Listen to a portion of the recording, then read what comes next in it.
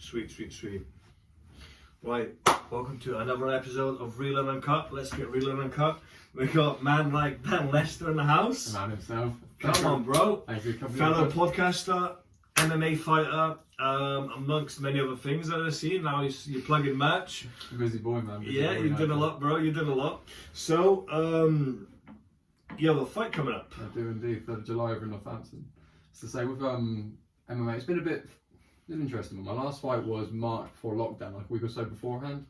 And with that, I was so fueled by the wrong things. It was trying to win to the status to confirm my imposter syndrome that, oh, I am this guy I'm pretending to be. But again, it was like, I got the win. It was so hollow. It was just like, who's it for at this point? And then a lot of times with lockdown, a lot of answering my own questions I needed to ask. Again, it was a really introspective time. Now coming back, this is a different thing entirely. Not even just like, everyone says they're a different person next time, but not even just performance-wise, just mindset and everything. I'm here to perform for me. I'm not here to win for someone else's approval this time. It's a very different experience this time. I'm just loving the process. It's not a grind. It's not hard work. It's just passion. I love it. I love everything about it, man. Yeah, because I mean, I've seen you start training since the start of camp, and even this morning it looks like it looks horrifically tough. Don't worry. But it looks like you are actually genuinely, enthusiastic about it, and I love the quote that I've seen on your Instagram about making a schedule and actually enjoying that schedule from Mr. Dr. Jordan Peterson, yeah, the one and only. And I really enjoyed that because I've been thinking about more recent times about myself in that aspect as well. And I believe this fight is going to be, is it full capacity? With everything, we take it with a pinch of salt. I've got given a set of tickets, sell them all through, see what happens. As to say, if things open up nearer the time and more people can come in, happy days. But again, we're given our limited capacity, fill up as best we can and see what's what, really. Can't really. The thing with this fight is something that's happening with a lot of people right now, is it 1 foot in, 1 foot out. Because what if COVID happens? What if this happens? What if this happens? They don't want to commit to it, want to go to it. Again, it's like, as far as I'm concerned, as soon as I've got the tickets, it's solid. It's there. Come hell or high water, I'm ready for July 3rd, regardless who shows up. Yeah. Whether there's an event there or not. And I mean, with the guests, obviously you have your own Fisticuffs podcast, which is solely MMA based. Are a lot of other fighters taking it like that? Take upcoming fights in the same way you are. When it comes to actual like attendance and stuff. Like, is it kind of a thing where like nobody really like knows, but everybody's just looking for the fight, preparing for the fight, and you like you say, you got the tickets there. You'll get them out, and whatever happens. But as of now, it's not 100% sure whether it's going to be a full attendance or what's going to happen and what. Oh yes and no, it's an interesting one. So when it comes to other people and how they do their own thing, it's up to them. When it comes to the podcast and the way I'm speaking to people, again, it's not just MMA fighters, people in general, fighters all walks of life, and it's mainly in the martial arts world specifically, but with this sort of perspective with it is more so, if I have a fight camp, my experience to get me on that pro level eventually, a camp is part of that. If I have a fight camp and a fight, that's two separate things, that's 2 lots of experience. If I have this camp completely serious as if the fight is gospel and going to happen, that is definite experience. If I have a half-assed camp with 1 foot in, 1 foot out, if I have the fight, I've put half an effort in. If I haven't put the fight in, what's the point in preparing for it? But even outside of that, prior to that, I mean, the only difference now is you guys can see it on social media. This stuff has been going on in different variants, obviously around guidelines and bits and bobs, and I just don't put it on social media because people get upset, and it's not worth the arguments. Fuck them. But this is cool with it. It's not a case of proactively pissing them off. It's more so, I'm going to do it anyway. I just don't want the extra noise. This is all it is. I mean, it's not like you're training for a cupcake eating contest, is it? Well, that's not saying you can never say never. You're going to get, you're going to beat someone up, and someone's going to try and beat you up. So it's you don't need any extra noise in your head. This is consequences. This is a huge thing. I feel a lot of people struggle with. Is if you have a diet, a plan, anything you're working towards. This is a Jordan Peterson thing I swear by. The goal you're going towards is one part of the motivation, but it's not that what's going to really motivate. It's the consequence of what happens if you don't achieve that. if I don't put this hours in, it's not, oh, I didn't win, oh, that's a shame. I could get seriously hurt, I could die. As much as it sounds very theatrical and a bit excessive, literally when you get there, you sign away with it as if you die, it's not their fault. Like, people can take wild shots, people can die. If I don't take my nutrition seriously now, the weight cut could kill me. Again, as much as it's very over-exaggerated, very theatrical, it's not far off. It's still a possibility. Again, I mean, even a 1% chance of it being a possibility, it's still a possibility. So it's that is something that I think you see even at the highest of level, people not taking it seriously, and that's the part I don't understand. But I feel with people who are established and already have a certain degree of respect, they believe their own bullshit to an extent. Because obviously, when you understand what you needed to do to get to where you got to, that natural fire to then keep going. It's the whole Arnold Schwarzenegger thing of the wolf climbing the hill is going to be hungrier than on top of the hill. And again, when you start getting complacent, you start slacking off, you'll start seeing guys in other gyms, other places who are, oh, I could have been this, oh, I should have been this, and all that kind of, oh, if I really committed to it. So, well, unless you're going to, they don't want to hear it. And like, regardless of yourself in the sort of podcast space, it's like a lot of people say, oh, I could have done this, could have done that. Like, you're the one actually doing it.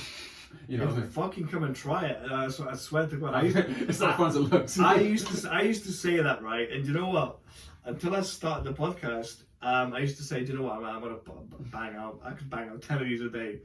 Right now, I'm having to make up for 3 lost weeks because, the driving part of it. You don't get paid for that. You don't get paid to edit your videos. The man hours that go into it, going cross country, getting knockbacks off people that you thought would you thought would jump at the opportunity, or they're busy or they're tied up, working around people's schedules. Then I think after this one, I'm actually going to have to start going to 2 other people because people want that, and it's like this, one of the best pieces of advice I ever got given was, don't fucking tell me what you're going to do, tell me what it's done. Because everybody's going to do something. Everyone's going to be a pro footballer until they bust their knee and they'll just sit in a pub. So it's just, it is one of those things, but I'm glad training's going good for you, man. And it's not often that you're on a receiving end of one of these Q&As about MMA. It's weird, isn't it? It's like, I don't know, because you get used to leading the conversation, filling in the gaps, making sure you steer certain things, and it's a weird one just trying to say, okay, shut up, listen. You know what I mean? Well, you know what? Like, I've been accused of talking about myself too much on my podcast, and all I've got to say about that is it's not a fucking podcast. No, is that my mouth? My podcast, my rules. Give a fuck. Don't like it, don't listen to it. Might be for you on the way out.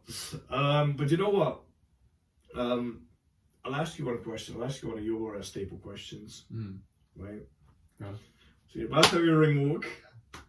Yeah. I know you're gonna You're about to have your ring walk. Right. You walk up to yourself. What's the final words you say to yourself before you make that ring walk? Good question. I like that question a lot. And again, it's less is more. You know what you have done. You can't lie. Putting yourself down won't help you. Remember box jumps. And my box jumps is exactly this analogy I use for everything. When I hesitate with box jumps, I fall over, I make it a mess. It's hard work, it's stressful, I can't do it. If I think, fuck it, I'm going to fall over and I'm going to commit to it, I'm going to fucking everything in this jump, I've never fallen doing that. With that mindset, I never fall. But if I hesitate, I fall. And if I go in this fight with that same mindset that I am here to perform, guns blazing, if there's a risk of getting knocked out, it's still there whether I want it or not. So I'm going to go in there, guns blazing, and not necessarily reckless and wild, but again with intent. That's the biggest difference. Yeah. So now you've taken away everybody else's power to ask that question. This is half the thing as well what you're saying there. When it comes to having the podcast itself, as much as it is to have the guests on and pick their brains, also you want to be heard. So there is a point that you feel that there's something in your world that is worth sharing, albeit people... The way things get misinterpreted, I feel, is people think when you open a podcast, it means you think you're an expert in whatever field you're going into. You feel like you're this person who's claims to all know it, but the opposite is for me in my instance. About similar with you. Yeah. I've started this because I don't know enough. I want to find out more. I want to speak to these people to find out how they do them. Like yourself now, like if I wasn't in the podcast space, I wouldn't have thought we would have crossed our paths anytime soon, because again, in a similar sort of spaces, and again, exchanging this kind of support as well, surprisingly enough, when it comes to being a competition. It's a really interesting sort of, I don't know. It's an interesting concept, and for me it's interesting because it's also kind of selfish as well. Because you invite people on and that you want to learn from, so you can pick and choose who you like on. Like, you know, I want you, there's certain things I want to learn from you. So like, I'm like, could you come on my podcast? You know, it's things like that. And it's really cool. And it's for you, it's selfish because obviously, you know, you love MMA and you know you want to learn about fighters and you want to learn about their experiences and stuff. So it's selfish, but in a good way. Like it doesn't just harm somebody. Your selfishness is actually helping others as well. So let me rephrase that deliberately. I'm sure that's still recording. Yeah, we're all good. The ongoing podcast fear, the anxiety is it just stops recording. You never notice. You waffle on with gold for hours. Oh but man, heartbreak. Literally, the sinking feeling of I've had it so many times. Don't get me started. The ones I've lost my heart. But yeah, where were we going with this again? That podcast, yeah, it's not selfish. So NLP, when it comes to selfish, it's got a very bad stigma. It's very toxic. It's very evil. It's very I take away from you by looking after me. But let's take it back a step. Like the whole thing of if you're on an airplane, it tells you to put your mask on first of all, helping someone else out. And I guess understanding what selfishness really means. It's if we are in the same place and I know you can't get a lift back, me just going off without checking you're going to get back okay, that's selfish. Whereas me making sure I get my hour of sleep instead of staying out all night with you is a very different thing. That's me looking out for me. There's a big difference there. You're not put out by me looking out for me. Yeah, you're not sleeping if you're me, bro. This is what I'm good. I like that presentation. But this is it. Regards of this sort of thing, this is preferences. And again, if you want to make a podcast for you, the reason I do mine is I want to make the podcast I want to listen to with the guests I want on, the questions I want to talk about, and the format I want to go to. And again, it's not necessarily cut and dry. Every conversation has the same structure and the same questions. Some have the same staple questions at the end, but that's more of a different theme in itself. I feel yours is very similar, unless I'm mistaken. Yours is for you to listen to your people you want to speak to and understand from them. Yeah, it's it was the first time that since you know the real big dogs that I haven't really seen anybody have guests that are off from different aspects of life and that will just it's like a free for all. Like my podcast is like a Royal Rumble. Like every week I want it to be somebody different. But as long as the story is interesting, as long as I can take something away from it, and my listeners can take something away from it, then I'm happy. I'm more than happy with that. And that's just like when I'm out jogging, like 3 times a year. Two more than that. Or like when I'm in a car and I'm listening to a podcast, I'll listen to the likes of James English and Rogan and Diaz, but I wanna and Bill Burr and take away something from all of those, but do in my way and have it as my outlet because it's a very big help for me. I mean, somebody sent me a meme actually earlier, and it was like 2 tweets back to back, and one of them was like, why do guys start podcasts instead of going to therapy? And someone put the same reason women start OnlyFans instead of get a job. And somebody said it to me and I said, look, well, that's what a podcast is, OnlyFans. Like when you're the host, but the thing is, not only that, I mean, for me it's really nice to be able to sit and have a conversation with somebody for an hour, for 2 hours, sometimes longer, because I think, especially in this day and age, in 2021, man, it's fucking hard to see that. Like we're coming from a Vine Snapchat generation where we want it in 10 seconds. It's that's what it is. So I think people watching, 2 adults having a conversation, even if it's something that doesn't necessarily interest them 100% to the core, it's something that they might have forgotten about. Oh, 1,000,000%. I feel a lot of this comes from, at least during lockdown, is that loss of a connection. And what I mean by that is the loss of the interaction, the face-to-face is, again, walking down the shops, going to the pubs, going to the gym, seeing people, interacting with people. Again, that kind of genuine, looking in the eyes, talking about whatever you want to talk about, listen to what they have to say. Not through a mask, covered, through social media, through lenses, through filters. And again, it's not even a case of the information itself, it's thinking, okay, there's an old meme of this as a person like eating a bowl of cereal next to a picture of a group of people, it's like me listening to podcasts. But it's not too far off. Again, you feel like you're mates with Joe Rogan and Eddie Bravo, and then like when you hear them talk, because again, you feel like you're part of that conversation. It's like being with a group of friends that have been taken away from you because of lockdown.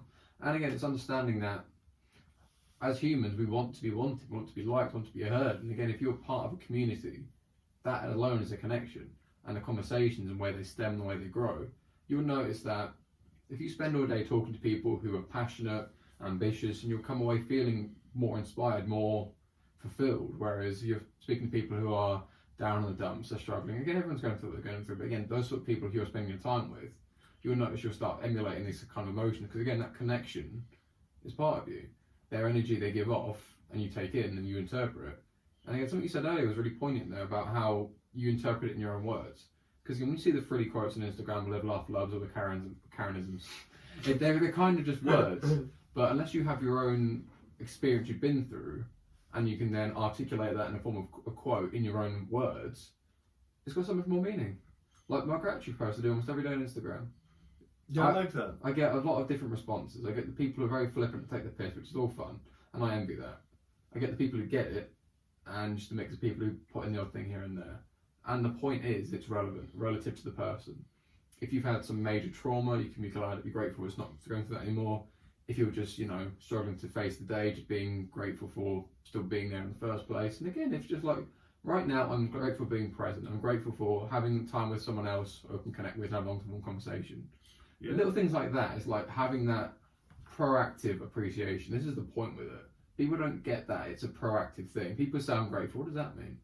Have you taken that time to think, God, if I lost you now, I'd be devastated? Yeah, like, what are you grateful for? Like, and that's about perspective as well, because some people can overlook 100 things that they should be grateful for, which is another perspective in itself, because like, who am I to say that they should be grateful for them? But me personally, I'm just grateful for second chances for a start. And just being here, just having this opportunity to have this conversation with you now, because tomorrow doesn't exist. Yesterday's already been. I can't change that. I can only learn from it. So I think a lot of time we spend chasing shit we don't have, wanting things we don't have, and we're running so fast. Sometimes we just need to slow down and let things catch up to us, and then you realize what you are actually grateful for.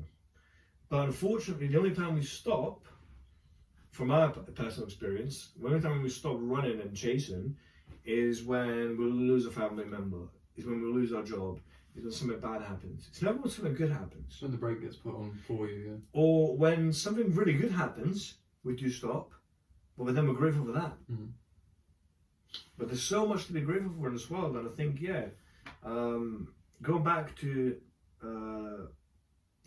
emulating the people that are around you, and spending time with people, I think there's a lot of energy vampires out there, man. Like they just you're around them, and you leave certain people, and you feel high, and then you leave certain people and you just feel drained. Like, there's a lot with this, and there's a lot of things that are very specific. So when it comes to generalising, that's where things get very concerning. So people who are energy vampires, that you're saying there again, I understand the place it's coming from, where people you spend time with, you drain the life out of you, like, oh, life's shit, everything's awful, don't want the I hate my job, life was terrible. And I empathise with those people that's what they sincerely believe. It's the whole thing that what you hold in your heart is what you see in the world, and again, you project these feelings onto other people. And again, but it then goes back to the Bill Gates thing, no one tell people when you're complaining.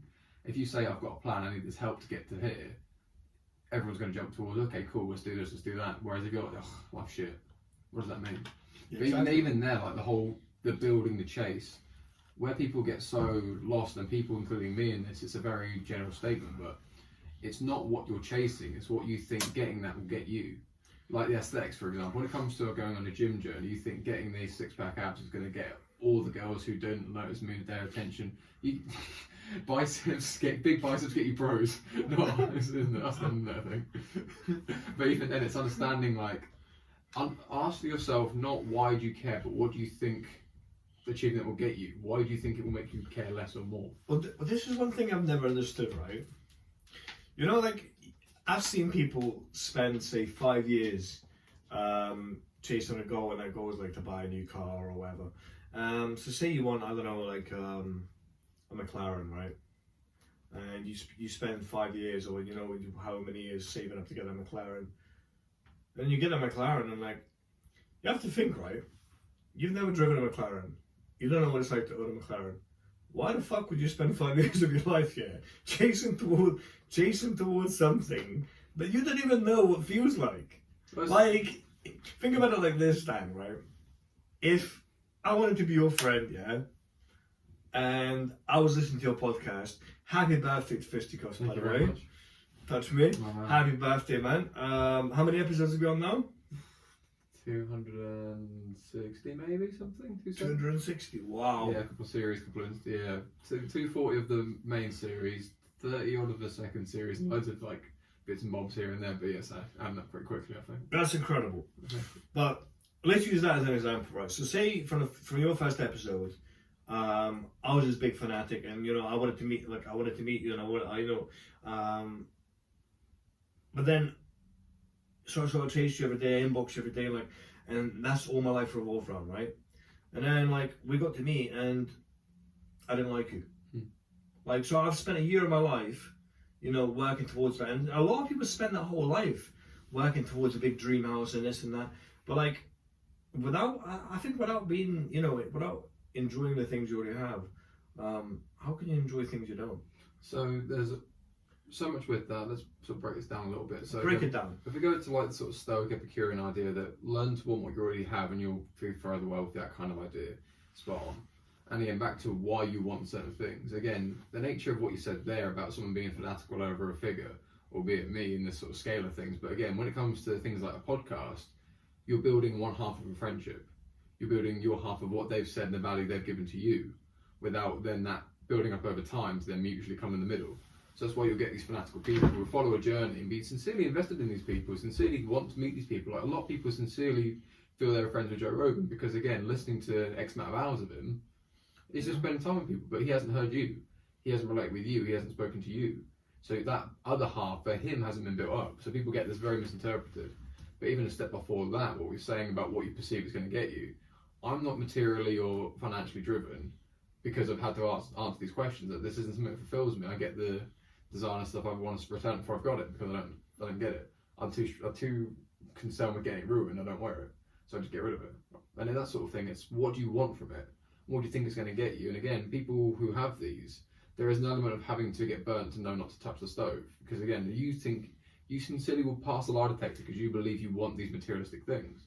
You think, oh look, just the 9, I'm going to get all the, I don't know, likes, all the attention, all the affirmations. But what does that mean? But and even if it did to get you all of those things, there surely have to be an element of you that thinks, I've only got this because or the way I'm dressed, or because of the money I have, or because of this. Your values internal, like, not external. So you're essentially just looking for that validation, and because you can't see it within yourself. And this is what I've never understood about chasing anything, whether it be, you know, materialistic, you know, a person, and I think once you fall out of love with something, or once you fall out of go for, you know, some things are just stages in your life, you know, whether it be music or whether it be like, you know, fucking a person you're besotted with or whatever, like you realize that band or that person or that car was only on a pedestal because of the love you gave it. Like you just, you know, I'd walk past now, like, you know, things that I only dreamed of wanting as a child, you know, and I realized that they're just, you know, things, they're just people, and it was because I emotionally invested myself, and to this day I still think it was because of insecurities, but, you know, a lot of those insecurities were also self-inflicted, whether it be subconsciously through, you know, following the wrong people in life, you know, because not every 16, 17 year old is following Jordan Peterson.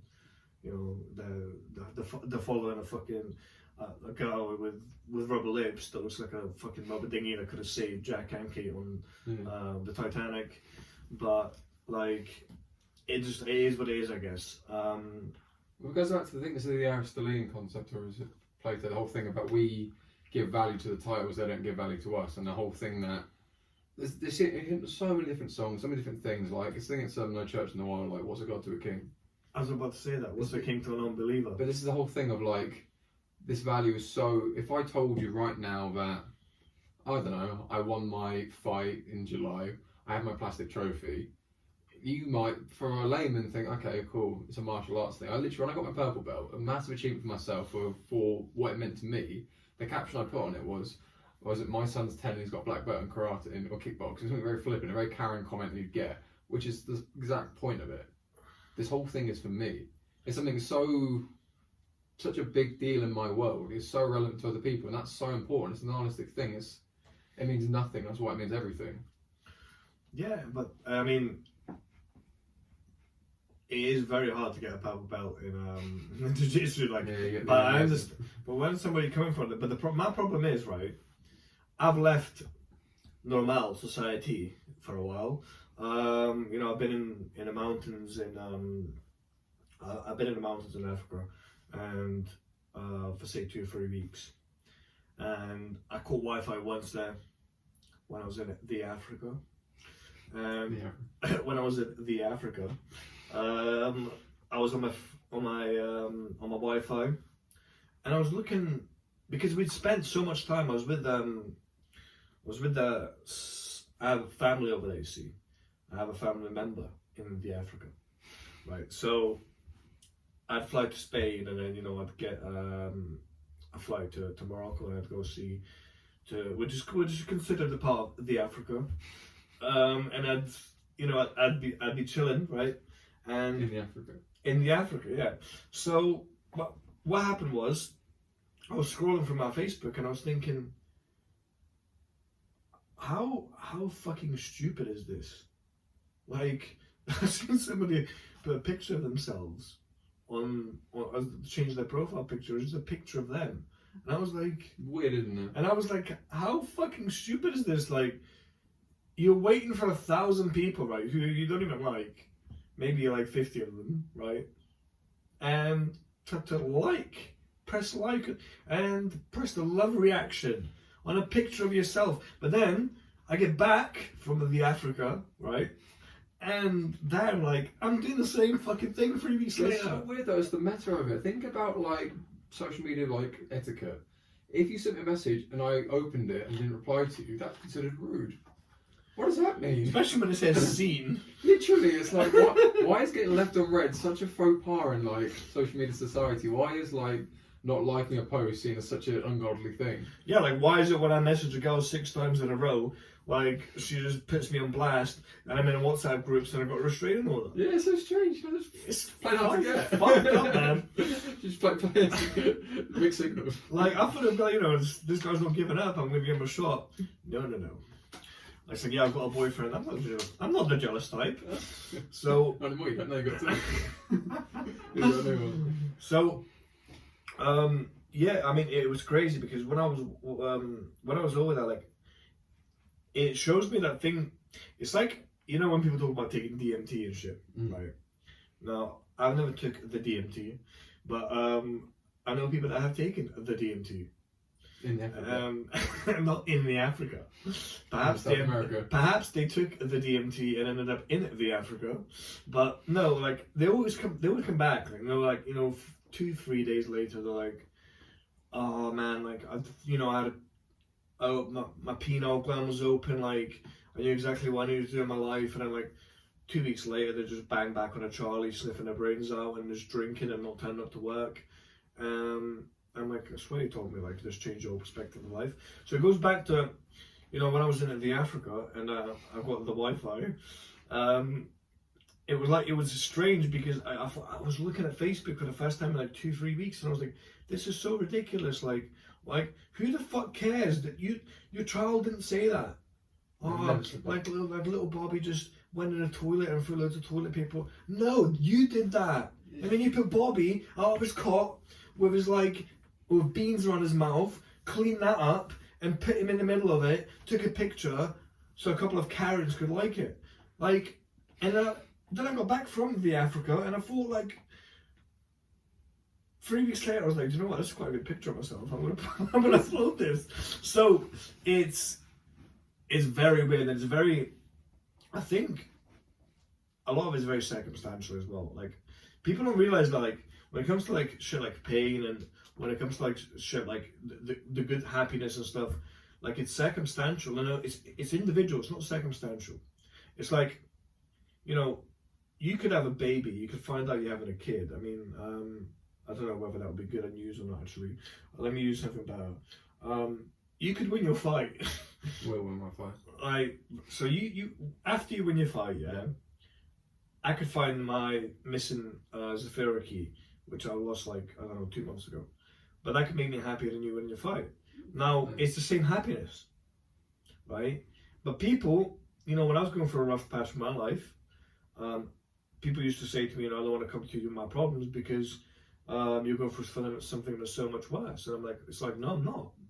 That's like, perfect. Like, you're, like, me, you dropping your phone could hurt me more than, you know, losing my dog, losing a family member. So it's like, pain isn't measured by the circumstance, it's measured by the individual. At least in my eyes, that's the way I see it.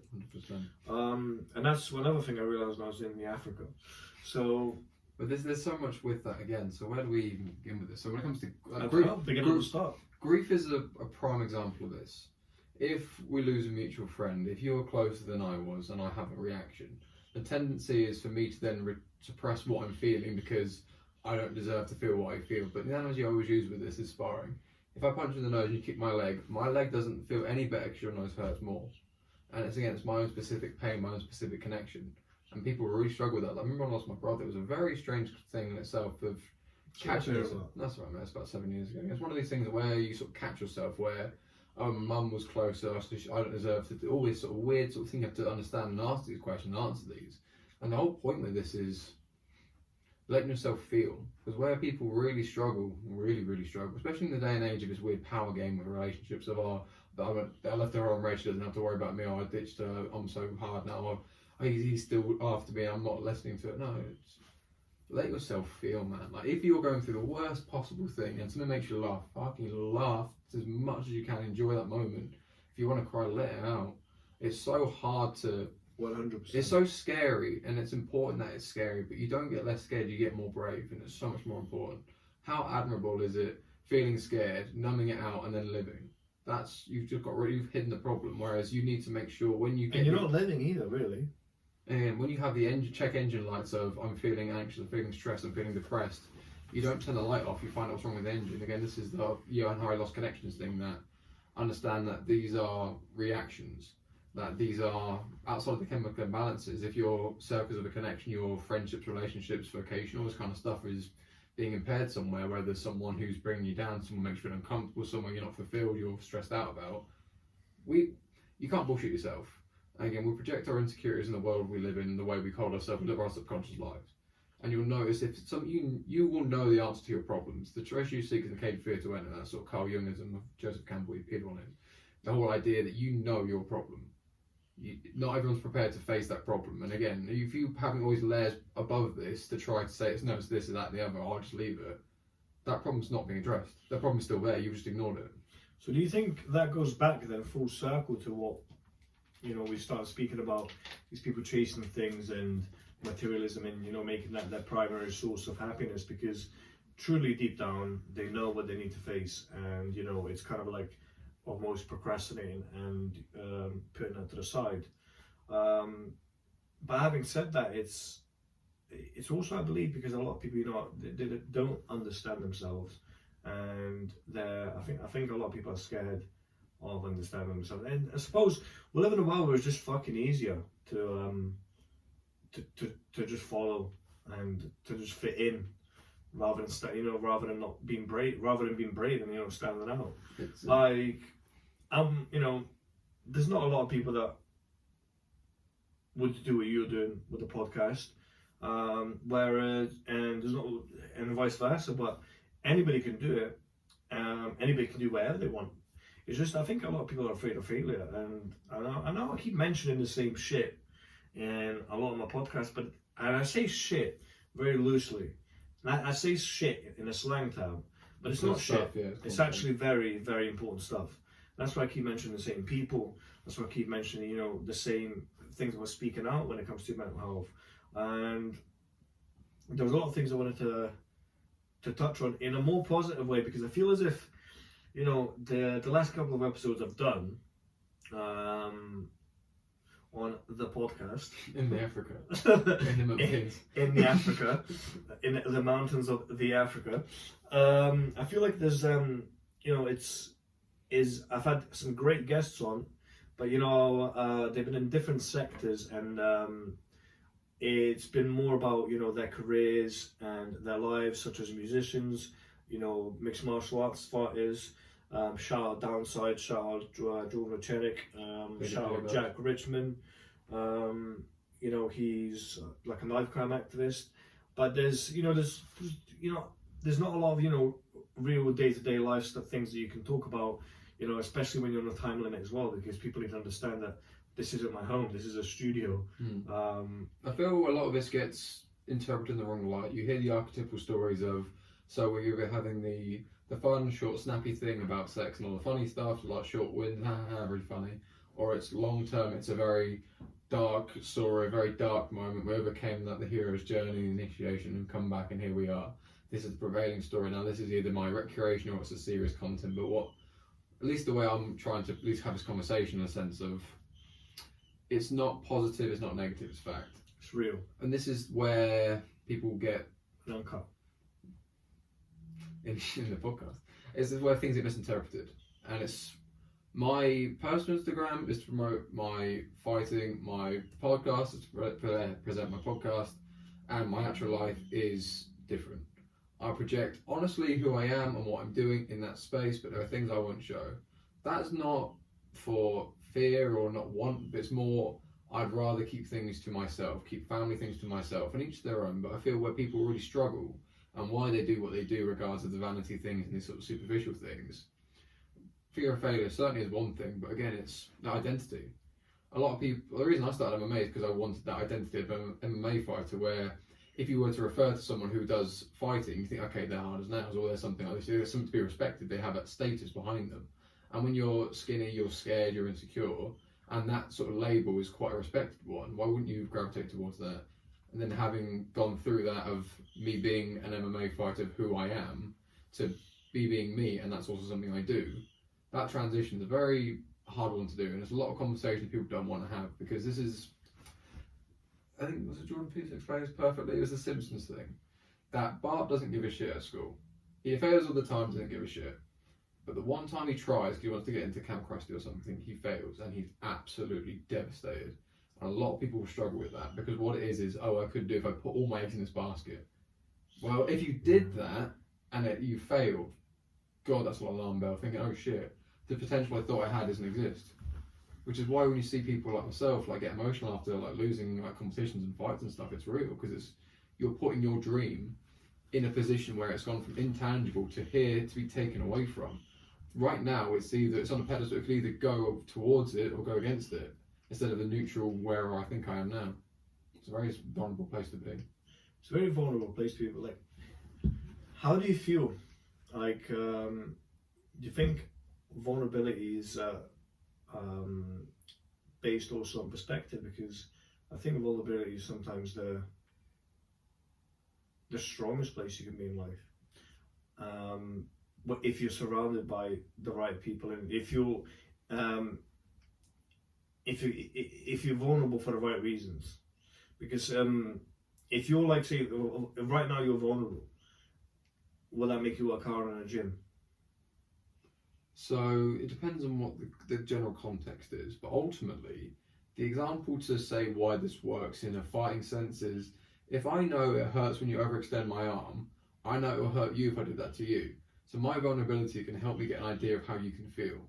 But realistically, it's a strength for a number of reasons, because again, if you, like we said a minute ago, if you suppress what you feel, that's not exactly chivalrous, you're hiding from what you're feeling. Whereas if you face it square on, that yes, cowardly. again, I don't like to use those kind of words because again, it stops people who are currently going through these things and going to identify what they're doing and then address them. If they're already addressing something negative in a further negative light, it can keep it even more detrimental. And again, it's to give people that context that these feelings are natural, these instances, these toxic habits, we're all capable of these things. I've been a toxic person before. Oh, don't get me wrong, like these motherfuckers that are listening to my show know how I talk. But they know what I mean by that. Yeah, but you know what you mean, they know what you mean, but people who are new, which there will be always new growing listeners, it's a context. And it's the NLP stuff, neuro-linguistic programming. The words we use are very flippant and very sort of surface level.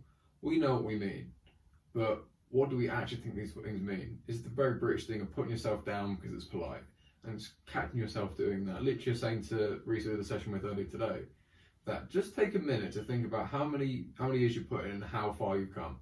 And then add that time up and think about in the next X 4 or 5 years, whatever it is, how much better you're going to be, and think about that kind of perspective. Because again, it's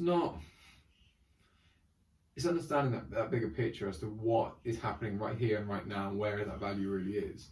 And it's not blowing smoke at people's asses, it's not lying, it's not manipulating. What it is saying facts. Facts are so important and saying it as is. It's not.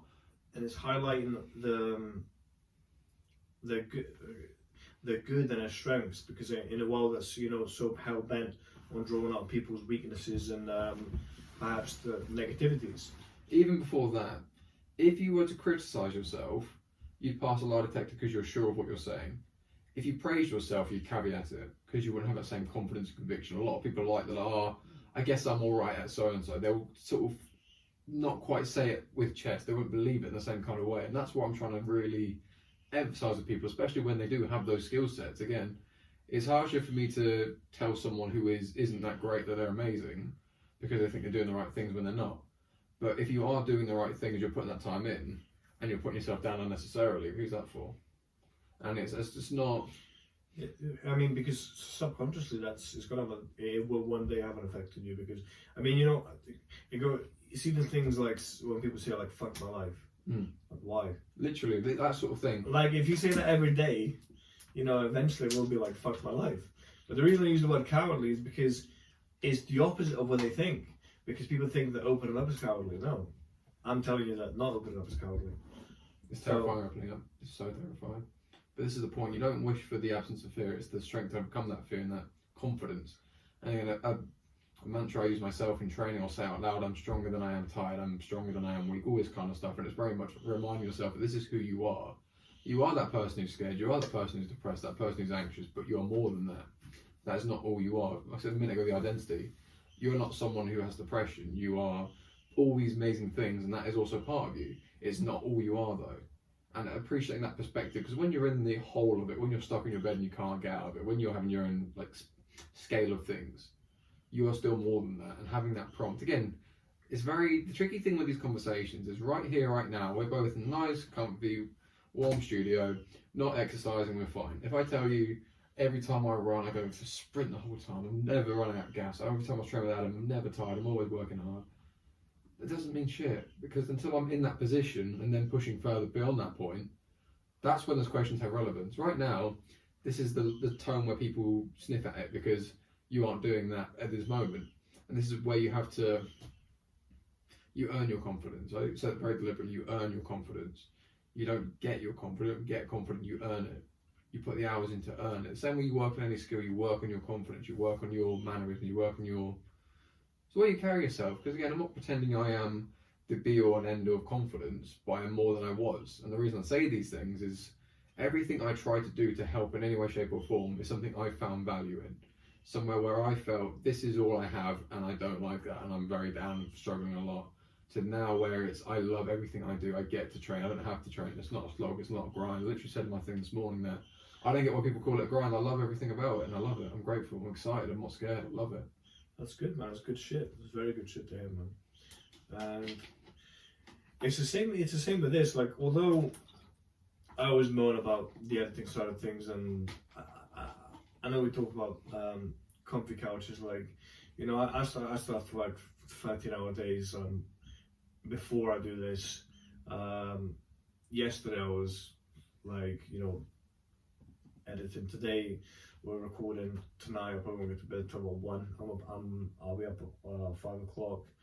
but you know what? Like you say, it's not a grind, and because I actually enjoy doing it, and I know that one person's going to take something away from this video, and that's why I kind of like use myself as a social experiment, you know, like in the sense of, hang on, like, what do you want to watch? What do you want to see? Like you said earlier. Okay, cool. How are you going to go about it? Okay, cool. Are you actually going to do it this time? Or like the 99 other times that you said you're going to do it, are you just going to just be a piece of shit and just, you know, do one episode and just walk away like you do with everything else? And that's, you know, that's when I started reading, what the fuck's the book called? The Power of Now, right? And in The Power of Now is where I kind of discovered where my thoughts came from. And in The Power of Now, there's... Is that Uncut totally? Is that what it is? I don't know, let's ask him. So I was reading the Power of Now, like in the Africa before the podcast. So and you know, there's one chapter that simply says you are not your thoughts. So, you know, there used to be days when I used to wake up and I didn't want to go out of bed, and you know, I didn't want to do this, or I'd be partying and it'd be like, you know, just do this, stay out and stuff, and like then I realized, like, no, that's addiction, that's depression, that's you, Vuk. Like, and I realized that, like, yeah, how to separate those thoughts, because the best analogy that I've had of this was where the app Headspace. So I don't know who to credit for that. I guess Headspace, the app. That's quite simple. The Headspace. The Headspace. So it said, like, you know, if you were sitting on the side of a motorway and you didn't like the noise of the cars, you wouldn't jump in a road to stop them, would you? You just let them fly past. And it's the same now when I have bad thoughts in my head. I realize, no, it's not. This isn't you. You know, this is probably going to sound like a fucking psychopath to people, but like, I just acknowledge it for what it is. That's just my depressive state. You know, this is like, you know, but you know, you with that, there comes. There's a long time before you reach that stage. It took me over, you know, near a decade. It's a management thing. Again, it's understanding what we're saying earlier, and again, what you're saying there is so powerful, because again, it's for people who don't get it. I envy that, but people who do get it understand what that means. If these things get so consuming, you don't want to go into rooms because you feel they're judging you, feel they're against you. And again, it's a very, very sort of claustrophobic kind of experience. It's very choking, very suffocating. Again, it's case by case, obviously, but again, understanding that it's a management thing, that you are more than this moment right now. What you think is just what you decided to think. And again, it's a very manipulatable thing. You can decide from the environment how you want it to interpret. And again, it's a very hard thing to appreciate. Now, I've got a lot of respect for you being so open about these kind of things, because again, it's a very... It never sounds as crazy as you think it does until you say it out loud and you try to explain to people who don't get it. Yeah, so I guess that person was right when they sent me that fucking email. I'm gonna change my name to the name of this podcast to Lonely Fans. Oh, that's a little ring. I might nick that before you patent it. What's that? Apologies. So can't park. We just get that sorted. Yeah. So yeah. Do you tweet much? Not particularly. Anything that's on my Twitter is a repost from Instagram or something else. It's sort of just there as well. Right, because I was on Twitter, right, and I seen this thing and I had to share it. Right, it was called the Josh fight. Oh yeah, I think I remember it. Right, so basically, this guy called Josh in Arizona in America made a group for every guy called Josh in Arizona, and there was like 5,000 of them. They had a fight with like them. Knuckle dusters and boxing gloves or what? No, I don't think they were using bladed items. I think they were using like, you know, them like paddling pool things, like. Oh, the gladiator thing. yeah. So like 5,000 of them had a fight. That's so good. And the winner became like the Josh. The Josh. What a thing! How many bucks are there in the? How many books are there in like the Bucks area? It's fucked up because it's like, how did they determine the winner? Like, I mean, how did the last Josh win? Like, I'm actually going to watch this fight because it was trending at number 3, and it was a Josh fight, and I thought it was like Anthony Joshua was going to fight. Well, yeah, and then I checked, and I just seen like a big Royal Rumble of Joshes. So if any of Joshes are watching this, big up Josh. Yeah, big up Josh, the winner, the Josh. The Josh, the man himself. So, somebody asked me like, what's the most important thing I've got to state for today? Earlier, that I want because I was talking about doing a podcast, and I would have to say that the most important thing for today for me is I discovered this morning that I love dating single mums, right? And the reason for that is because with single mums, I found that I've always got a Capri Sun in the fridge. And Frube as well, if you're lucky. You get a Capri Sun, you get a Frube, and you get them like, what are they called? They're like, the cream cracker sandwiches that you used to make yourself. Oh, the snack things or what? Yeah, that's or the Dairy ones. Dunker or something. And you get a Dairy Dunkers, so I just thought like, well, if anything, right, I'm going to get that. And me, I love the stretch marks, right? Stretch marks are my weakness on a woman. So I get the stretch marks, I get a Dairy Dunkers, and I get the Capri Suns. So so like if somebody any asks second mums are about, with real Uncut podcast. DMs are open. So that was the most important thing of today. Like, I mean, not overall. Take away from everyone in as a priority in the morning. And somebody asked me to what my favourite quote of my own was. And I actually had to ask somebody else because I've lost a lot of years of memory for drug use. I'm talking like from 2012 to 2014. I maybe remember like 4 days, and those are being yelled at by drug counsellors. But somebody said to me, "Do you remember that time when you said to me, I used to sniff a line of cocaine, and then I'd sniff another line of cocaine straight after just to confirm that I was a piece of shit." Double barrel.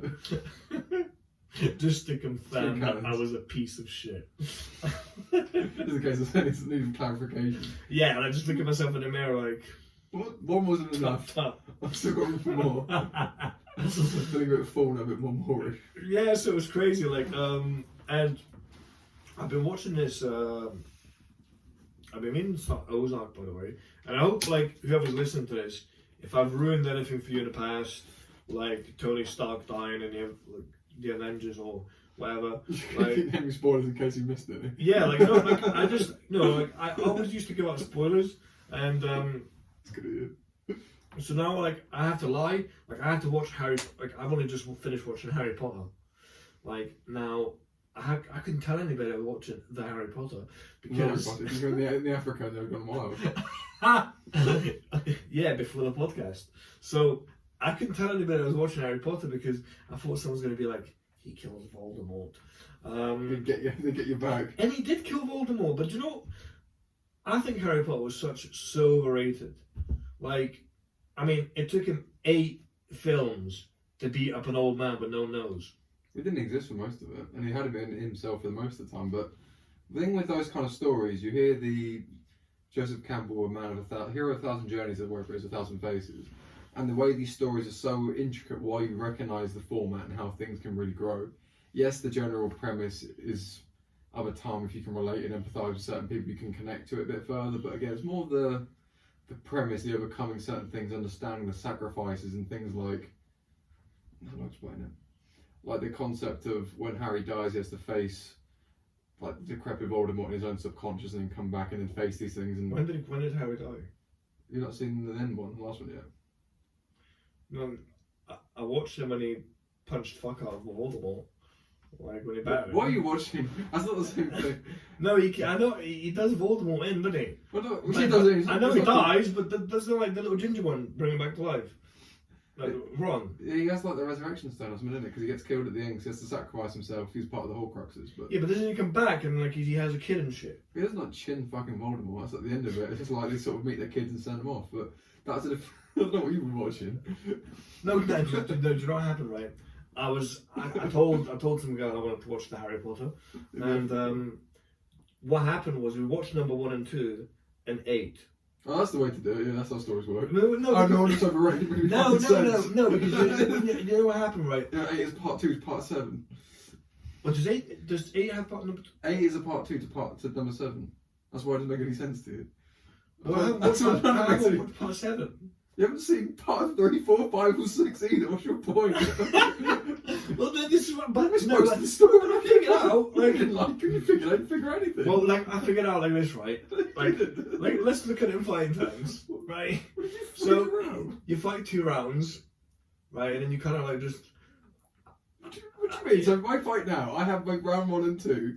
We decide 3 and 4 aren't going to exist. We go straight to 5. It's only a 3-round fight. No, it's not the point. It's like what you have to still go through those rounds to understand the next bit. But right. What if you were sparring, right, and you had like a 7-round spar, 8-round spar, right, and then yet you spar 2 rounds and you go to the toilet and someone else spars the guy to like round 8 and you just come back and knock him out.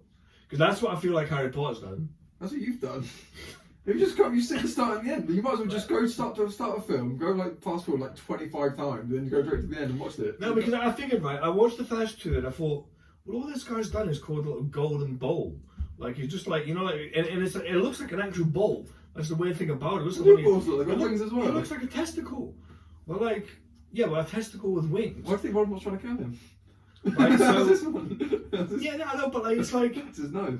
all the guy's done, right? All the guy's done, to me, anyways, is just cause trouble.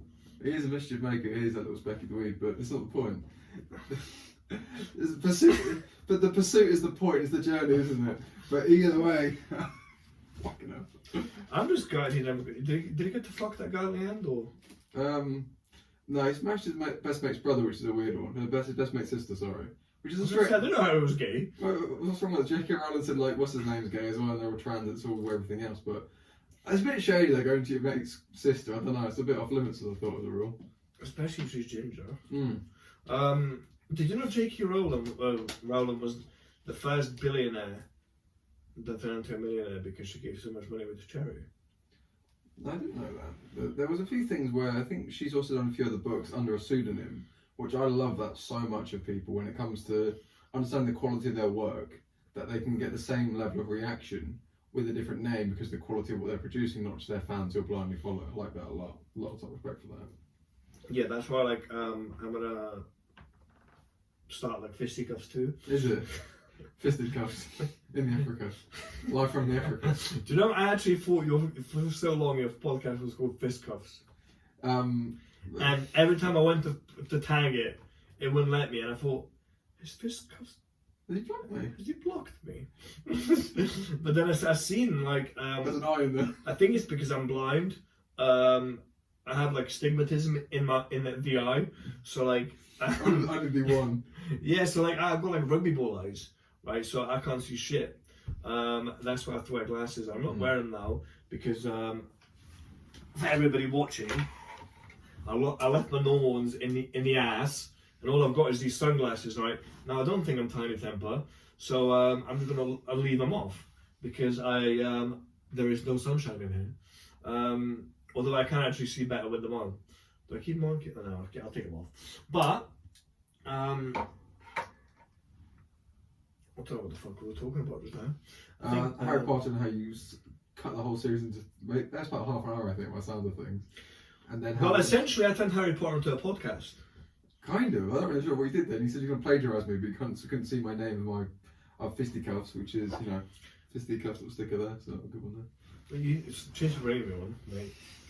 Yeah, mate, this one if you really want. It might stick very well. So, J.K. Rowling acknowledging that her work is so good she can do it under a pseudonym.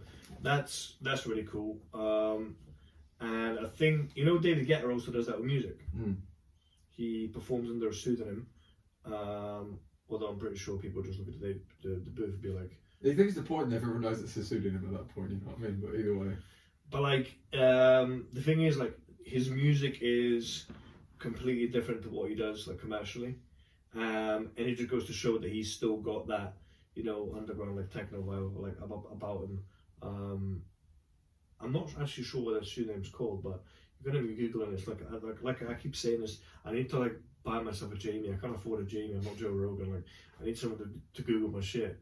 But yeah, like, so that's my quote of the day, and my thought of the day, and that's just for today, because I feel as if I'm getting criticised for two things, right? And this is from people. One of them is from people that don't even watch my podcast, and then that's like, it's like an interview. That's exactly what it has been. Like, I've been in with a world champion title contender who's now a world champion, right? Then I've had a musician on who's, you know, getting 200,000 views per video.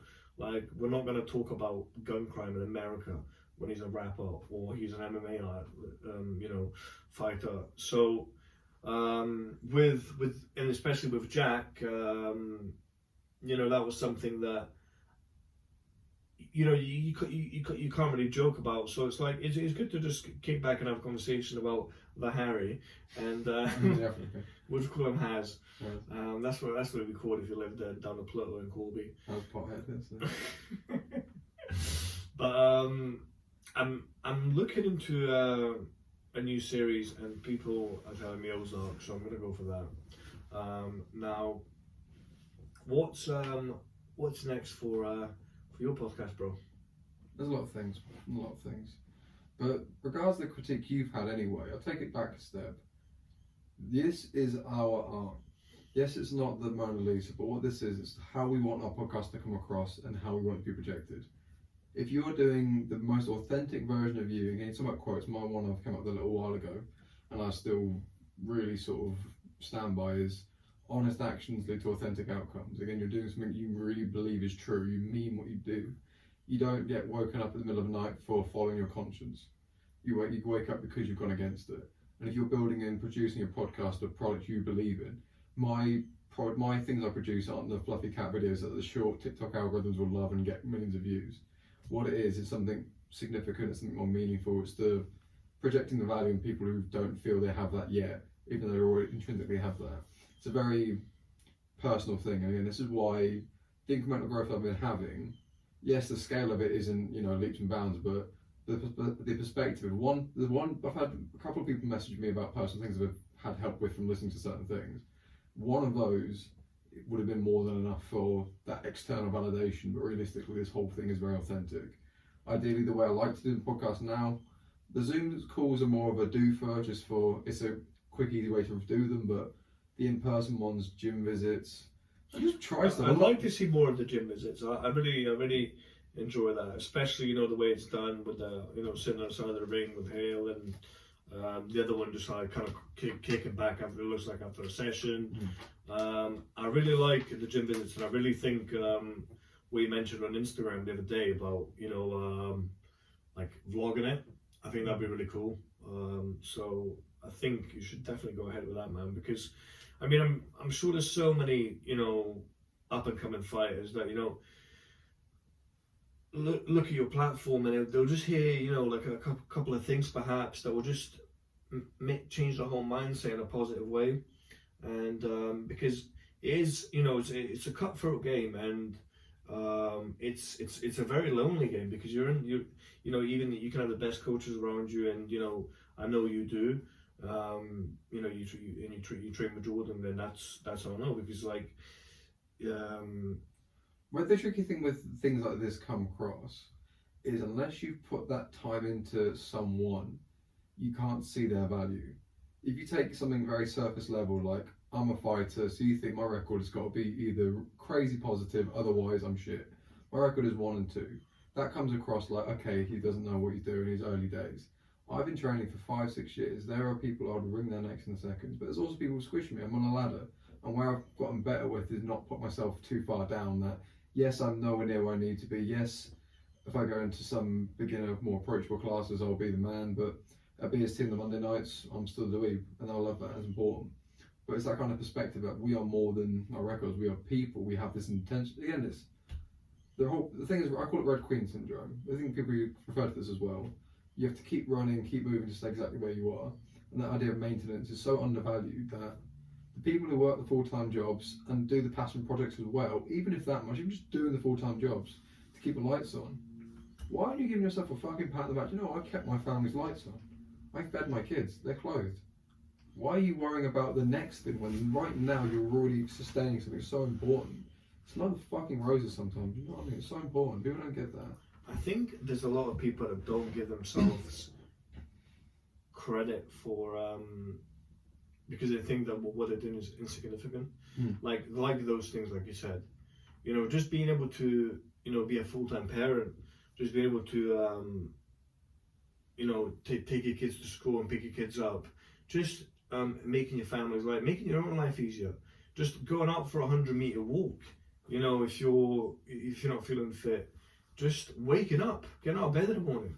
Literally. It's small wins. Small wins lead to the end goal, and I think people often look at that end goal, and that's what puts them off in the first place. Well, they don't realise that there's no end goal. A marathon and a 100-meter walk starts the same step, one step at a time. And again, it's even just a step before that. We talked about gratitude earlier. If you woke up this morning, that's enough to be grateful for. Full stop. Exactly. The bare bones of it, the Maslow's hierarchy needs, the pure bare bones that I woke up, my family are alive. Full stop. When I say I get to do other things, I mean that very sincerely. I'm in the gym like it's my last session, especially with lockdown. It was like people take it for granted. People roll their eyes going to the gym. It's not, again, it's all very, very relative. Russell Brand said this perfectly in Rogan years ago, which was when he got X amount of qualification or something, he thought that was amazing. He's helping people with special needs and they get a certificate for doing whatever they've done, and they have the equal value. That why is my piece of paper saying what this qualification any more valuable than so and so getting a sticker for doing whatever they did well? And when there's asteroids and there's worlds, the scale of the grains of rice we are in this absolute farm maze, everything is, we're so insignificant but so significant. We are our entire worlds and also nothing. So the social solar system is like we've got all our own worlds working together in a bigger world. Like what is a planet to a solar system, to a galaxy, to a Milky Way, all these sort of things. It's that perspective. The fact we are everything and nothing. Give so much more context. Yeah, it's crazy. Like we are just a bit of flesh on a bit of bone on something that's rolling around every single day and we're not appreciating it. Like, I mean, that was a 1 in a million chance that we were going to be here in the first place.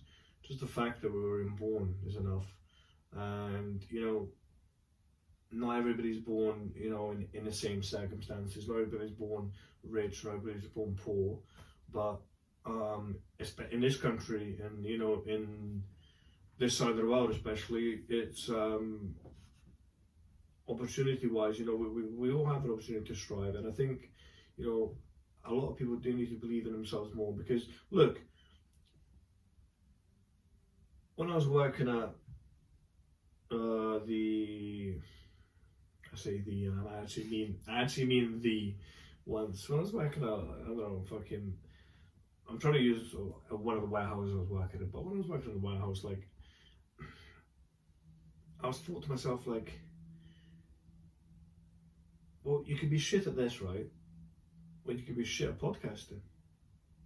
Why not be shit at something you're good at, like something you love doing? Mm-hmm. Because if I'm shit at this, I'll want to improve. If I'm shit there, I'll do clock watching until it's time to go home. That's the whole thing of creativity and like trajectory in general, because again, where you are is nowhere near as important as where you're going. If you think about going into a job at the warehouse, for example, again, we say warehouse is an example of a job you didn't like. If you put all your eggs in that basket and got as far as you could have gotten with there, would you have wanted to be anywhere there? Probably not. But again, if you go in something you give a shit about, something you want to grow and you get creative, it's passionate, it's not. The good reference point if you're in a job you like is if you don't dread a Monday and you don't look forward to a Friday. Because again, I've been working full-time, training full-time, podcasting full-time amongst everything else for over a year now. And I haven't worked a day in my life since doing from that point onwards. Because again, it's understanding that these are 24 hours in a day and these are just slots to do my thing I'm going to do anyway. I don't have work Monday to Friday. I have 8-hour slots where I've got to do certain so for get my income at the end of the month. Then I've got to do something else. I've got to do a podcast and so on and so forth. And I get to do these things. It's instead of the perspective of, I've got work today. That's all I've got. No, my day's bigger than that. There's 24 hours. Yeah, that's exactly how I see it. I see my perspective is, right, I'm sleeping probably 8 of these hours. These next 8, I've got to pay for my food bills, I've got to pay for this. And after that, it's Vuk time. You know, after that, I'm going to make my channel grow. I want to focus on this, that, this. And even when I'm working, I'm thinking about this. I'm thinking about the, flyers I'm going to create. What's next? What I can do next? Where we can go from here. So it's like that then helps me pass the day by at work, and it makes me get qualifications at work because I'm actually happy. Like the happiness from here transcends into the happiness at work, which perhaps I wouldn't have enjoyed as much if I wasn't thinking, about this on my lunch break and checking my, checking who's commenting, like, who am I following, who's replied to me about getting on the show, who want the show, making lists, and stuff like that. And then I'm like, it makes me a better person all around. Well, it's a higher purpose. Sorry to interrupt, but with a lot of this it's understanding what is going towards the means to justify the ends. That working day by day mindlessly is soulless and unfulfilling, whereas working towards a greater goal is a lot more fulfilling. And the prime example with this, say in a fight sense, would you rather go to the gym or see your mates? Most people would say it's pretty even. If you think, would you rather win your fight or see your mates? You think I'll probably be alright if I saw my mates anyway, but would you rather lose your fight or go to the gym? Okay, that bigger purpose, a consequence as well, it gives it context. I don't eat the boring food I do every day because it tastes good. It tastes alright, but what it does is I perform better in training. I don't want to get gassed in sparring more than I want this bit of junk food or bit of this. I want to perform better, but I also don't want to not perform. I think it's that consequence thing, and again, the context behind the purpose. Because again, if you say to a child, I think it's in the marshmallow test, the whole thing about if you want the cookie now, you can have that. But if you can wait, you can have 2. And understanding that the patience is a standalone thing doesn't make sense. Why would you want to wait? But if you have the context behind what doing that is going to get you, delaying that instant gratification for long term, like, I don't know, fulfillment, it makes more sense. But again, it's that perspective. Well, perspective is such an important thing to have. Because again, it's why, and also what happens if you don't. That consequence is so underappreciated. Yeah, man. So right now, like, coming up, obviously, with the fight coming up and stuff, how you still manage to have that mindset of, not working a day in your life and, being blessed and feeling grateful and for everything that's going on, because you're not getting, like you say, the cookie right now. You're not getting good food. You're not getting the junk food. You are having to be a little bit strict, obviously, because you've got a very important fight coming up. So how have you managed to keep that mindset then? It's been more important now than ever. And the reason I compete changes every single time, but the reason I do what I do is because I hate it. I hate the emotions it provokes, I hate the answers I've got to get and all these questions, but that's why I do it. Because again, it's more so, that's where the personal development comes from. Regards to schedule-wise and everything else, the schedule doesn't change, but the output does. The sessions with Adam are a lot harder now, the diet's a lot stricter, but the sessions I'm going to, I'm not doing, GSP says it perfectly. His fight is 5 5-minute rounds. He'll do 5 5-minute rounds in the gym, but full output, full effort. It's not 10 5s, it's not 20 5s, it's 5 5s at one certain time. It's prioritizing, it's quality. And again, any kind of schedule, I'm not a busy person. I've got a big schedule, I follow that schedule, I do what I do. I don't consider that busy, it's organized, it's controlled chaos. I know what I want to do and how I want to do it. But it's given that understanding at each stage. When I'm feeling anxious or nervous about this fight, it's excitement, I want this, and I feel any kind of, so for example with this as well, is when you're fatigued, you'll find prompts to slow down. That is another layer of resistance. It's a layer of, one is the mental pushing through that feeling, another thing is pushing through the excuses, and then actually doing it. And on top of that, it's also understanding why you do these things, even outside of the apprehension, the layer of resistance, a layer of friction of, before going to the gym, I can't be asked because of so and so. Actually, if I just push it, I'll be alright. That's a step. And again, understanding that when I feel overwhelmed, oh look, I've got a sudden injury from doing nothing. Or look, I can't fight now. Like you're you'd be hard pushed to find a lot of fighters who don't think of, oh shit, if this fight just didn't happen, I would feel, I'd be relieved. It's a very natural thing to think, fuck, this is a very real risk. And again, it's understanding that awareness and rawness is very important, but prioritising that box jump mentality that I've got to be committed and convict to it. And worst case scenario, I stand by this for everyone, and this is a universal thing. You know what you do. You can't lie to yourself. You know when you set out stuff, you know when you do extra, you know what hours you put in, what time you put in, what you've bled for, and what you haven't. You know what you've you've blagged. I'm not going to pretend every session's always going to be balls to the walls and everything you see on Instagram. And even that, I'll intentionally put on the rounds where I'm hitting out the opposite stance, or I'm third round of a 3-round circuit, or something where I'm a bit fatigued. But that's more of a under showing to then overperform. That's not the thing. But it's more so understand it's not always going to be linear, but it's the quality of what you're doing collectively in the collective standard, and you earn your confidence. I'm earning my confidence now. I feel sincerely confident. I feel sincerely who I am, and I mean that. And again, it's an unnatural thing, but most things are important. This is also that's why it's called growing pains. It's development. It's not going to be nice, but it's going to be important. These things are very important to do. Again, it's whether I go to the UFC or just have a couple more fights, the next step's the same. It's the next fight. And if I want to get anywhere, I've got to take it seriously. Yeah, and it's very interesting that you say that, because obviously, when I spoke to Jordan, he said it's very natural, and to you it's very unnatural. But you're both in the same sport, even in the same gym, and you're both doing the same thing. So it just goes to show perspective as well, because you're both working just as hard, and it's almost upsetting for me to say that it's to admit that's very unnatural, because a lot of fighters, I'm using Jordan as an example because obviously he's a mutual friend, but a lot of fighters say it's very natural for them, to just get in there and once the cage door closes. But it's like, for you to be able to say that, it's a very big thing, and it makes me look at it from a different perspective as well.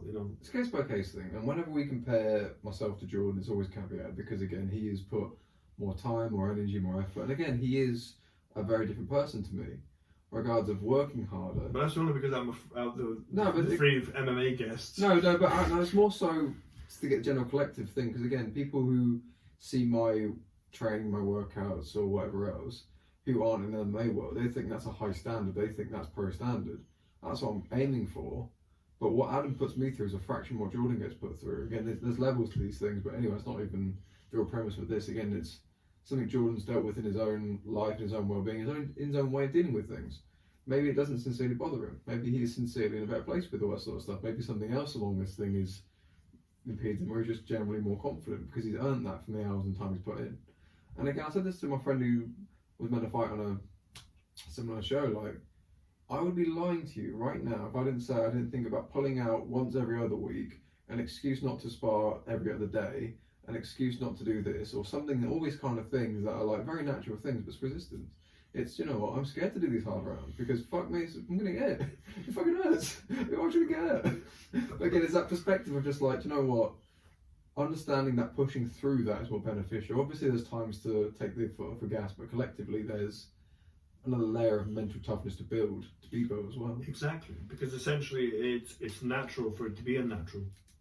What is natural about losing 10% of your body weight in water and then risk, and then weigh in on the cusp of death to then fight someone in your short shorts in front of your friends and family for peanuts, and then go home and then you're battered and bruised, plastic trophy thing, and what was that for?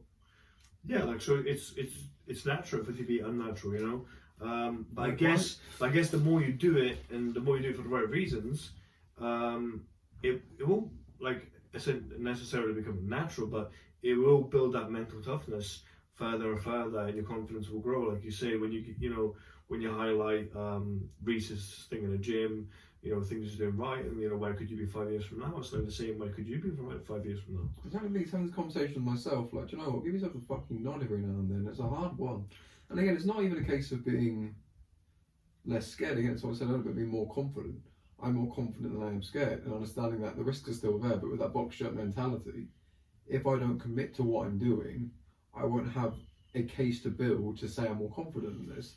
Me doing the 3 days a week with Adam, this 5 days a week at VST, the X amount of sessions outside of that as well. It's understanding that this is building layers. I've been doing this consistent schedule. I've been doing for, I don't know, about a year and a bit now. I think I'm not even sure. But the point being is this foundation's been set for a reason. And again, this is earned, not given. And I mean that very sincerely. A lot of my development in training from a while has been proactive. It's been me. And again, it sounds quite arrogant if people aren't familiar with this, but what it ultimately is you go to school, that's what Ash was in the podcast. You go to school, you don't get an A for showing up. If you want to get the A as a minimum, you have to show up. But when you're there, are you present? Are you asking questions? And why are you entitled to be better? Why are you entitled just for showing up was enough to improve? It's arrogance. It's ignorance. It's thinking, oh, I've been doing it longer, ergo I'm better. No, Reese has been training less than me and he beats the shit out of me. And again, it's not something I warm to, it's not something I encourage. I'm taking him to strength and conditioning to make him even better. It's not something I like, but it's important. And it's understanding these things that if you can take away your own bullshit that I don't deserve anything, I have to work for what I've got. Even at that point, I've done many a camp where I put all the time, all the energy I could commit to it and came up short. But did I deserve that? I guess so, that's what happened. You know what I mean? Is it something I deserved? What does deserve mean? There's no understanding what deserve physically means. There's no guarantee this is going to happen. Right now, for this fight coming up, there's all the same risks that whoever shows up, albeit the guy I've got now, or whoever he pulls up and someone else replaces, there's every chance I can get knocked out, submitted, anything in between. I'm not naive or ignorant to that, but I'm more confident to know that I am also capable of these things. I'm preparing myself to have the gas tank to outwork him, to have the strength and everything else to outperform in certain scenarios, the mental toughness to push through the things, and everything else is creating more opportunities. And when you say about luck and everything else, you create your own luck. Again, the harder, is it Kobe Bryant? The harder I work, the luckier I get. It's this sort of thing. It's understanding that I'm creating more opportunities for myself. Yeah. You're right, man. So I hope you fuck this guy up like Harry Potter fucking Voldemort. In the Harry Potter. In the Harry Potter. That's part. But I did have a question to ask you. It wasn't MMA related. Yeah, well, actually, it was because it was to do with a podcast. So, what's next for Fisticuffs, man? So again, this is something that was a question that started with, and I started going on a tangent. But yeah. So the in-person podcast is definitely something I want to keep doing, and it's step-by-step projects. I've got a list of projects lined up I'm working towards, but in every meeting I have with my brother and the guy who helps with the studio stuff behind the scenes, shout Stuart, top guy. And like, Shout Stuart. Big up Stuart. Again, it's understanding The Stuart. Understanding how to take that next step, and also with all these ideas, the best way to get them implemented is one at a time. And the analogy for all this kind of stuff is, how do you eat an elephant? One bite at a time. It's a very big, overwhelming task. Where do you start though? That's up to you and your business, I think, in the Africa when I was there. Do you know what? I didn't see any elephants in the Africa. I did see a lot of lamb. No, yeah, a lot of lamb. But no, I didn't see any elephants. But to answer your question, how do you eat an elephant? I would start at a dick. I mean, it depends whether if is it a live elephant. I think it's an analogy, but you can get crazy with it if you want. Which trunk do you want first? Well, they said you have to eat the trunks. Because they don't have like the little tusks. I mean, the tusk itself is actual like bone. Like the ivory, like do you have to start to eat the ivory? Like, I mean, it's the analogy. It's up to you. Make as literal as you like. No, but if we're being literal, like, you know, like, I think, but if we cut a tusk off, right? If we cut the tusk off, right? So we got, that would take about I think a day, maybe. That's a little while off here, at You least. think like that'd be like A couple of days, I'd imagine. It's a lot of work. a couple of days, then you know, it depends. Is it a baby elephant? Baby elephant's still massive, but I don't know, north of 500 kilos easy. 500 kilos, right? That's 500 kilos. So I have I've got no idea how big an elephant So I have is. like 250 grams of chicken and 500 kilos. It'll take you a while to get through the thing. Imagine Yeah, like slow cooking that'd be like- elephant in the night. You'd be like half a ton, yeah, like or slow cooked. It'll take a while, man. There's a pun there somewhere I feel we're missing, but we'll get there at some point. You can check it in, mate. I'll see if I can find it somewhere. I'll let you know. The pun in the podcast. I can't talk about the elephant in the Africa. I'm sure there's a lot of puns in the podcast from the Africa talking about the elephant. And hopefully the Stuart can produce it somehow. We'll find out. Shout out the Stuart. Yeah, shout out the Stuart and shout out the Fisticuffs podcast. What's the most, like, I mean, when it comes to actually pumping out the episodes, how long does it take you to, from start to finish?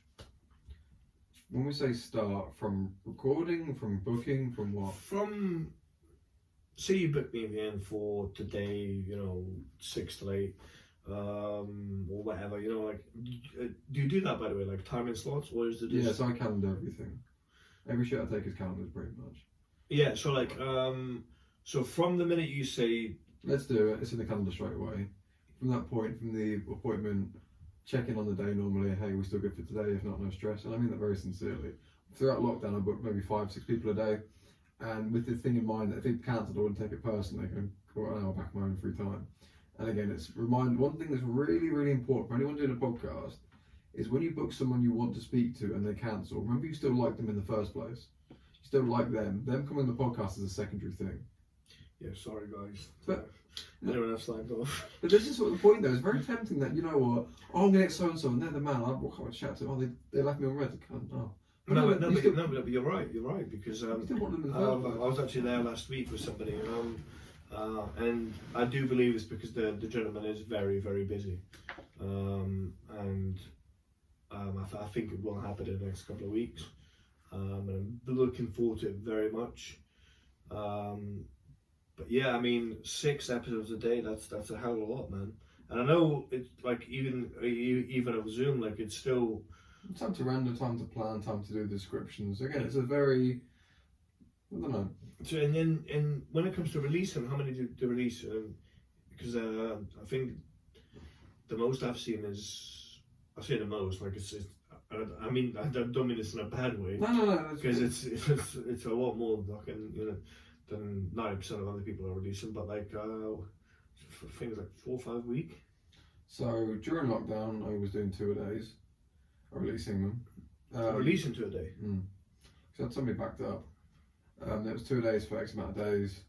But again, it's sort of ad hoc. What I'm trying to do is space them out a bit more. So with the Zoom ones, after it's recorded, provided nothing needing taking out, anyone said anything they wanted to take out for whatever reason, pretty much a quick render there. You obviously get the templates for the Zoom calls and stuff like that. Realistically, I like to keep it as uncut as possible, as real and uncut, to make sure that it comes across as authentic as it is. If it's twisted, manipulated in some way, shape or form, it sounds it. Whereas keeping it what it is, unless there's any audio needs adjusting, normally it's fine. The descriptions, again, that takes a bit of a personal nod to make sure I'm giving them a brief summary of something we've spoken about without giving war and pieces of things, because who's going to read everything? Some people read the massive captions, I don't, I can't be asked. And they're getting the social medias in and getting queued up for a certain day. Depends if it's time sensitive. So Nathaniel Wood, for example, most recent episode, got from occasional. I'm saying to watch that, man, because Nathaniel was a legend. Anyone watched doesn't know MMA, watched Nathaniel Wood against Josh Reed and Cage Warriors. It's always their #1 fight. They always recommend to everyone. It's 4 minutes of chaos. It's wonderful. But so with him, the episode was released I think this morning or yesterday. But the reason with that was he had a memorial like foundation thing, like a fundraiser. What's the thing looking for? Auction. That was time sensitive. So I got a clip of that out early, and then got the podcast out still within the same kind of time frame, so it's still relevant. Yeah. Outside of things being time sensitive, unless there's an occasion or anything there, as and when's fine. With the in-person ones, ideally a week between them, but because I want it to be received by more people. I want time for people to catch up to them without feeling to step to the next one. Because it's not even just so my brother David, he's been the absolute MVP throughout all this sort of stuff for getting it set up behind the scenes. And when it comes to production side of it, Shout out to the David. Big up the David. Again, it's a very underappreciated role where he has, and I make sure very clearly he's appreciated every single time. And it's how the effort he puts in to make sure it looks great and syncing up the audio, all that kind of stuff. It's a very nice, polished product. He is helping me articulate my dreams into life. I can't paint this painting, but he's got the tools to do that, and it's an amazing thing. And where it comes to things like the one where we're at the jiu-jitsu school, whichever one it is, it's that kind of feel I want. If I can get that authentic feel, like we've just finished training, we're just chatting and there's a camera by coincidence, perfect. Yeah, because I think that's when the most natural conversations flow as well. This is what it is. This is why I want this. I don't want to interview. Why do I interview? Like, I think Zoom calls work very well. Like, for me personally, if I already know the person, man, like, I think that's when you get the best out of it. But for you, you seem to have that skill where, you know, you get that out of, you know, somebody that you've never met before. And I mean, when you ask somebody that you've never, like, you know, actually engaged with before, and they're, you know, an established MMA fighter, or they're in the community, like, and you, I mean, have you ever faced any challenges when it comes to, like, saying to them, like, during the Zoom call, like, you know, I don't like Zoom, or... No, all the time, you get all this kind of stuff, and like... So, how do you go around that? Because I think it's something that I'm going to have to face quite soon, because, I mean, there's a lot of people that, you know, want to be on Real or Uncut, but they simply can't make it here, or, you know, I don't have the accessibility to, you know, to mics and things, you know, to get to them. So I'm going to be facing this problem soon. So some advice actually on the Real or Uncut today. The advice on the Real or Uncut, so it depends on what you're doing. So I like the Zoom calls for different reasons. I like the in-person ones. With the Zoom ones, it's so almost impersonal, it's even easier to be open. You know, the idea of chatting shit to someone on Xbox after playing COD or something, you can say whatever you want reluctantly because it's your fine. mum. Exactly that. Shakespeare reincarnate. And it's that kind of idea that it's kind of flippant. You can kind of let go a little bit, and building that rapport is so important. Again, it's reps as of anything else. Like knocking on all the doors, or the sort of sales analogies you hear. You don't ask, you don't get. And again, it's just being vulnerable in the same kind of way. When I'm having this conversation with other fighters, I'm saying from my own experience, I am my own person. I have felt these things, my own version of, and I understand that one of the worst things you could say to someone, which is such a very underappreciated thing, is, I know how you feel. People say that very flippantly, constantly, that I've had a similar experience, my version of this, and I know what you feel because that's how I felt in my way, which is the most insensitive, unintentionally naive thing you'll ever say. Because again, the way I manage how I feel versus how Jordan manages how he feels, guys in the same show will react differently. Well, it goes back to what we were saying earlier, doesn't it? About pain, or take away the word pain, say feelings. Yeah, it tends to do the feeling. It's individual, it's not circumstantial. So it's like, just because you both have MMA fighters, you don't know how he feels, and vice versa, he doesn't know how you feel. But the original question was, how do you get someone that doesn't like Zoom on Zoom? Oh, apologies, sorry, I've tended to go off topic. No, but that was still very good information. With the nature of what that is, it's reminding them a few separate things. One is, it's easy to use, just click a link, you can have it on your phone, have it wherever, have your headphones in, you haven't got to travel. And again, it's just like a conversation, it's like a FaceTime. That's all it is. And the beauty of that, for you from an editing point of view, you get the video separately, you get the audio separately, you have one already paired as well. So from a production point of view, it's really easy to do. And from their point of view, it's a very straightforward thing. They can do it in the convenience of wherever they want to go. And how's that recorded? Like, there's an actual tool in the Zoom, you just click a button to record. If it's a free version, if it's a one-on-one, you can do it, for as long as you want. If it's a group of 3 or 4, it's a minimum of, maximum of 45 minutes. You might have a podcast gangbang. Like, I have a group one, I don't know. The gangbang on their podcast. It'd be good to have a Fisticuffs Real or Uncut. Pod bang. Pod bang. I like that. But yeah, on that note, man, I know you got a lot of shit to do tomorrow, and I know you've done a lot today, so I appreciate your time a lot, my friend. Appreciate you having me. I'm sure this isn't going to be the last one. Hope not. And I've really enjoyed having you on board, man. Absolutely, man. Thank you. Although it was slightly last minute. We kept it really Uncut, and I think this is the first one where I've actually, where we've managed to sit down and actually have a conversation. It's whether it be about, Harry Potter being like pensioners, The Harry Potter. The main Josh in Arizona, the Josh, the Africa, eating an elephant's dick, Or the trunks. Really cut ones. Yeah, so like, it is what it is, man. Like, listen, I would say best of luck for the 3rd of July, but you're gonna put the time in, you're gonna put the effort in, and you're gonna get a W. So I'll be there for that as well. Unless that cunt Boris doesn't put us on another lockdown.